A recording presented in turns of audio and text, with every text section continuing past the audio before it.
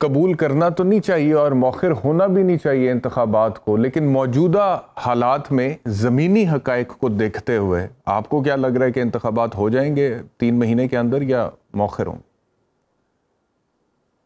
جب میں 30 اپریل اور 14 مئی پہ کہتا تھا کہ الیکشن نہیں ہوں گے، آپ آئین قانون سب کچھ گفتگو کرتے رہیں، تو یہاں تو پنچایتی اور تشریحی آئین پہ کام چلتا ہے اور سب سے بڑی عدالت میں یہ گفتگو ہوتی رہی ہے، تو پھر یہ رستے نکلتے ہیں۔ تو اب جب زمینی حقائق نے طے کر لیا کہ جی آپ کو فوجی نہیں ملیں گے، تو الیکشن مجھے نظر آ رہے تھے اور میں کہتا تھا نہیں ہوں گے، آپ جس مرضی اصول پہ چلے جائیں۔ جو اب آج آپ سوال کریں گے، میں اس کے اوپر بہتر تبصرہ کروں گا اور میں ویٹ کروں گا کہ نگران وزیر اعظم آ جائیں،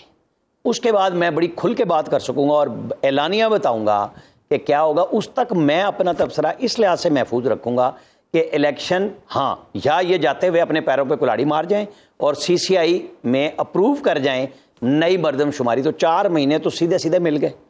پھر یہ سارے ایک ٹرک پہ ہوں گے، جس کا نام نہیں لے سکتے آپ وہ بھی، اور جو لندن بیٹھے ہیں، دبئی بیٹھے ہیں اور جو پنڈی اور اسلام آباد میں گھومتے پھرتے ہیں، یہ سارے ایک ٹرک پہ آنے پہ مجبور ہو جائیں گے، کیونکہ خان صاحب نے فراغت کے بعد سیاستدانوں کی طرف ہاتھ نہیں ملایا، راستہ نہیں ڈھونڈا۔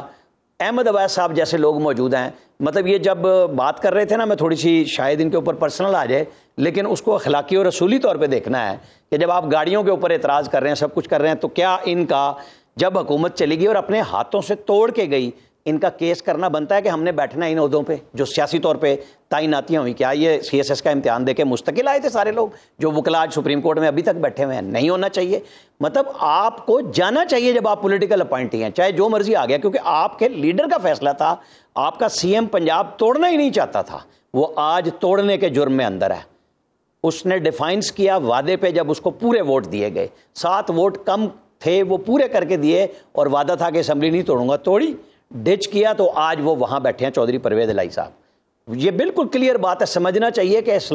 اخلاق اصول کہاں گیا ہوا ہے کہ باتیں آپ نے کی، آپ بھاگ لیے، اب آپ بھگت رہے ہیں، اور وہ سارے بھگت رہے ہیں جنہوں نے یہ سمجھایا تھا کہ جناب اسمبلی توڑ دیں آپ کو الیکشن مل جائیں گے۔ نہ آپ پچھلے سال مئی میں الیکشن لے سکے، نہ آج 25 جولائی کو آپ لے سکے۔ جب ہم اور آپ بات کر رہے ہیں، جب ڈیٹ دے دی گئی تھی، اس وقت پھر زد آگے، مجھے نہیں پتا ان کے مشیر ایڈوائزر اس وقت کون تھے، یا وہ کون سا ایسا داؤ تھا جو ان کے کان میں بتایا جاتا تھا کہ بس یہ کر دو۔ آج سارے پھنس گئے نا۔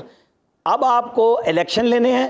بالکل ہونے چاہیے ٹائم پہ۔ اگر شہباز شریف توڑتے ہیں، 90 دن میں الیکشن ہونے چاہیے، جو میرے حساب کتاب سے 5 یا 6 نومبر کو ہونے جا رہے ہیں۔ آج کی ڈیٹ تک میں یہ سمجھتا ہوں، کیونکہ اس کے بغیر آپ کا گزارا نہیں ہے۔ آپ دیکھ لیں، آپ نے ٹیکنوکریٹ جو جنرل مشرف نے 3 سال گزارے، کیا کر لیا؟